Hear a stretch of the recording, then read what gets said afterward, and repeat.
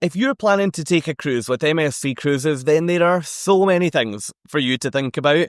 Over the years, I've cruised on some of the newest and the biggest mega ships from this cruise line. I've also cruised on some of the oldest and smallest cruise ships, and regardless of which of the ships I've cruised on, one thing seems to be the same in my experience, and that is that the passengers on board all seem to be making very similar or the same mistakes.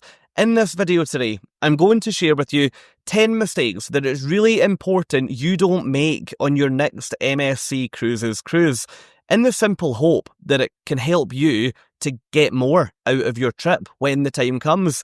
If you do enjoy this video today, then it would be great if you would support my channel by clicking the thumbs up button. And if you've just found me today for the first time, then I'm Fraser, and I use my YouTube channel to share my experiences out on cruise ships, my tips and my advice to hopefully help you have the best cruise holiday or vacation yet. Anyway, let's get started with number one, and that is that it's really important that you book and pay for any packages that you're interested in booking before you get on the cruise.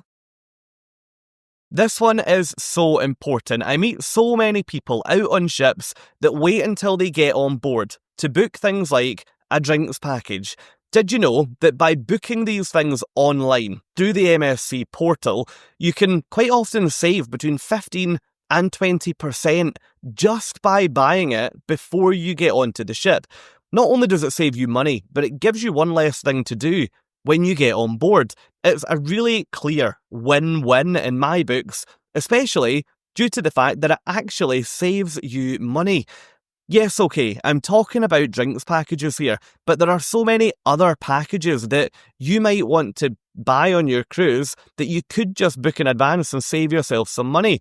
Think about things like Wi-Fi packages, think about things like speciality dining packages, or maybe even photo packages. There are so many options. As soon as you are booked on your cruise, you'll receive a booking reference. You can then use your booking reference to sign into the account online, and it's in there that you can add any packages at any point. It's really important to note that about 3 days before the cruise, the online portal will lock down. It's totally possible to still buy things like drinks packages, Wi-Fi packages, and so on after that 3-day lockdown has happened, but you'll have to pay the onboard prices, which, in my experience, are always a good bit higher than paying in advance. So as soon as you get booked, jump into your account online and buy the packages that you're going to need. Number 2, don't forget to use the MSC Status Match program to elevate your loyalty status in their program, which is called the Voyagers Club. If you've not taken a cruise before, then this might be news to you, but the cruise industry absolutely loves a loyalty program. You'll find that the majority of cruise lines out there have all got their own scheme and their own program. MSC call theirs the Voyagers Club. All of these programs are designed to encourage people to be more loyal to one particular cruise line. The cruise lines will offer some perks in exchange for your loyalty, and you'll usually go in at the bottom and work your way up, meaning that if you've never taken a cruise with MSC before, you'll probably go in at the lowest possible tier and work your way through. However, this is where it gets interesting, because with MSC, you don't necessarily have to go in at the bottom and work your way up. There's a much easier and a much quicker way to jump to the top. MSC offers what they call a status match program. If you're a loyalty member with a number of other companies, including airlines, hotels, travel companies, or other cruise lines, you can status match directly with MSC, meaning that sometimes you could be going on your first MSC cruise, but you could have a loyalty status equal to someone that's been on 20 MSC cruises. It's really interesting, but I've met so many people on board the ships who are really surprised when I tell them about the status match program, and they assume that by matching their status with MSC, they would lose their status with the other program. That's not the case at all. All you have to do is fill in a form on the MSC Cruises website. They'll then be able to look at the loyalty status that you've submitted for Hilton, MGM, British Airways, whatever it might be, and they can then apply the relevant level to your Voyagers Club account. It is so easy. If you'd like more information on this, I'll pop a link to the status match program down in the description of this video. Number 3, don't forget to register your payment method as soon as you board the ship. This one has caught me off guard multiple times, and I've been on quite a lot of MSC Cruises now, and in fact my most recent one, it got to 3 nights in and then my account got blocked because I had totally forgotten to register my credit card. As soon as you get on the ship, try and make your way to either guest services or one of the automated machines that you'll find usually around the main atrium space on board. Here, you can be sure that you've registered your credit card or your debit card, or you've confirmed that you'll be paying a cash advance to settle your account. That then means that you'll be able to continue shopping or playing in the casino or buying drinks on board without someone having to come over and say, you're going to have to go and register your card. We can't serve you because you don't have any means of paying for it. It's not ideal. It can be a little bit embarrassing, but it's so simple to solve. Just as soon as you get on, head to one of the machines and check that you've registered your payment method. You can usually register your payment card online while you're going through the check-in process, but a lot of the time when I do it, it doesn't really work. So I think I've done it, but then I have to do it on board anyway. So my top tip would be just go to the machine. It takes 2 seconds and make sure that you're good to go. Number 4, don't immediately say no to buying a fun pass. Think about what you're going to do on board, because this might actually provide you with a decent level of value. Now, what is a fun pass? In short, MSC offer this thing called a fun pass, and that then gives you the ability to pay for multiple entertainment venues and activities on board from a dedicated account that you've applied to your room before you get on the ship. Things like the gaming arcades, bumper cars, 4D cinemas, the Formula 1 racer, the mini bowling, the zip line. The facilities do differ per ship, but all of these things qualify to use Fun Pass credit. Now, why would you buy a Fun Pass and not just pay as you go, I hear you ask? Well, it's a really simple answer, and that is that if you buy a Fun Pass, MSC will usually then top up whatever you put in with a bonus. So, for example, if you buy a $100 Fun Pass, MSC might give you an extra $25, for example, or whatever the promotion is at that time. If you'd like to know more about the Fun Pass, then I have actually written about this over on my website, FRASER@SEA.com. Jump down to the description of this video and I will link you up directly to the article that I posted, which explains everything about the Fun Pass and what's eligible to be included on each of the MSC Cruises ships. Number 5, and this one is so important. Don't automatically assume that the big ships and the small ships, or the new ships and the old ships from MSC, are the same, because in my experience, some of them couldn't be more different. Yes, okay, if you go on a huge cruise ship from MSC, obviously it's going to be bigger than a small one, but that's not what we're talking about here. The whole onboard vibe and the whole onboard experience can change depending on which of this cruise line ships you're travelling on.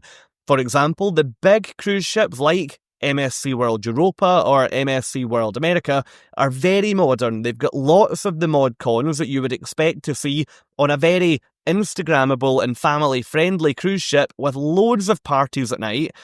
But if you go on the smaller, much older ships, you'll find that they deliver a much more traditional, calm, quiet, and relaxing cruise experience. Yes, on these older ships, there are still parties, but from what I've seen, they tend to be much more relaxed and much more laid back. It's not just big and small that you have to think about here. You actually have to think carefully about which ship class you're considering cruising on, because if you take a cruise on MSC Seaside, for example, it will be different to a cruise on MSC World Europa. The point I'm making here is that if you're using YouTube to research for your MSC cruise, I would really recommend diving into the specific videos that are looking at the ship that you're travelling on. I often, if I cruise with Virgin Voyages, for example, will just look at videos online from any of their ships because I know that that cruise line has designed and built the ships in an almost identical way, meaning that the onboard experience is the same, and therefore if I watch a vlogger on Resilient Lady, it's probably going to be pretty similar to what I'll see on one of their other ships, on Scarlet Lady, for example. But with MSC, I found that is just simply not the case. So if you're using YouTube, jump in to the specific ship that you're travelling on. There will be so many videos out there. Just do a little bit more of a detailed search and hopefully you'll find what you're looking for. Number 6, don't forget to book the shows on board, especially if you're cruising on one of the newer, bigger ships. This caught me off guard on World Europa so many times. All of the main theatre shows needed to be booked in advance. You could do this via the mobile app, or you could use the digital screens on board the ship. I repeatedly forgot to do this because I had been on so many other MSC ships before, and this was never a rule. So I would automatically go to the theatre. I would then be asked if I had made a reservation, and I would be disappointed because I would be turned away, but not just turned away to not go in, I'd be turned away to join a massive line of people who were all waiting at a digital screen to make a reservation for the show that was about to begin. Now, this isn't the case on all of the ships. I found on the new big ships that they have to do it because there's so many passengers on board, but on the older ships, they don't have to do it. So I recently took a cruise on board MSC Preziosa, and the theatre on there was enormous. So there was no need to make any reservations. Just make sure as soon as you get on your cruise ship, you check. It's really easy to find out. All you have to do is jump onto your app or head down to the theatre and see if the digital screens require you to book a seat. Number 7. Don't forget to check what you're entitled to as part of the MSC Voyagers Club loyalty programme. Each of these loyalty programmes will offer a range of perks, ultimately to thank you for continuing to cruise with that cruise line. I've met so many people out there who don't automatically receive the benefits that they're entitled to, and they're a little bit too embarrassed to ask. That then means that they leave the ship having not received the benefit that they're entitled to. This one drives me mad. So many of these loyalty programs out there don't actually offer a huge range of benefits, but with MSC there are actually some really good perks. You can get things like free photos on board, thermal suite spa access, a bottle of fizz delivered to your cabin, free meals in specialty restaurants, and even things like free internet access and access to the suite-only luggage drop when you get to the highest level. On my most recent cruise, I simply noticed that formal night had been and gone, and I hadn't received a bottle of fizz to my cabin, which is usually when that would be delivered. I just happened to say to reception, I just wondered what night that bottle of fizz would come, simply because I wanted to use my other loyalty status perks. And for whatever reason, guest services had no record that I was actually at a certain level on the Voyagers Club programme. It was really easy to fix. All I had to do was log into my account and show them on my phone screen, and they were able to automatically apply it. I got my bottle of fizz that evening, and that then unlocked all of my other perks. So yes, don't make the mistake of forgetting to check what you're entitled to, and if you don't get it, ask for it.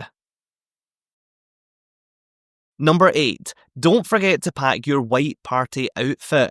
On an MSC cruise, there are so many different party nights, from a 60s night to a formal night to a white night and everything else in between. From what I've found, the white night does seem to attract the most people, probably for the simple reason that MSC do go all out with it, and they will then theme some of the venues on board to match the white party theme. But it's really easy as a passenger to go with this theme. All you have to do is buy a white t-shirt or a white dress or a white pair of trousers or a white bracelet. to then feel as though you're part of the white knight. It's really simple, really straightforward, and I also find the white knight just a really good laugh. If you're on a warm weather cruise, you'll find this up on the pool deck outside, and if you're on a colder weather cruise or a wet weather cruise, then you'll find it'll happen somewhere inside the ship. But yes, number 8, don't make the mistake of forgetting to pack your white party outfit. Number 9, don't forget that once you get on board, there's a lot of things that you can buy and there's a lot of things that you can spend your money on to enhance your experience. It's really important that you budget appropriately, because I've met so many people who get on board and then think, whoa, this is costing me a lot of money. It's that much for a beer, that much for a wine, that much for the racing simulator, it's that much for Wi-Fi, and suddenly everything begins to build. It's really important that you have a think about what you want to do on board so that you don't get on and get a bit of a fright. With MSC, you don't get a huge amount included with your cruise fare compared to some other cruise lines. If we look at the example of Virgin Voyages, they will include things like soft drinks, fitness classes, and so many other things that MSC just don't cover. So when you get on, the crew on that ship from MSC will be trying to upsell you things like Wi-Fi packages, drinks packages, spa treatments, speciality dinners. There are so many additional revenue opportunities on board an MSC ship. So just make sure that you do a little bit of research. Think about how much money you'll want to spend on these things and just set your budgets. The other point that I would make on budgeting is that MSC ships typically do have a really good variety of onboard shops. Whether you're looking to buy a new handbag, a new perfume, a new aftershave, or maybe just a new scarf, there are so many options. I also have found that the pricing on MSC ships does seem to be pretty good, especially if you plan to do your shopping when there's an event or a discount sale on in that shop. So another thing to think about when it comes to budgets. Finally, don't book the wrong experience when you book your cruise. Okay, what do I actually mean by this? MSC offers 3 different experiences to their cruisers: Bella, Fantastica, and Aurea, and each of these comes with different inclusions and different perks. You'll select which experience you want to book at the point of booking your cruise, so you might want to do a little bit of research before you even get to the point of having your cruise booking confirmed. I personally usually cruise on the Bella experience with MSC, which is the lowest one, but that's just because I don't really need lots of the things that the other experiences include.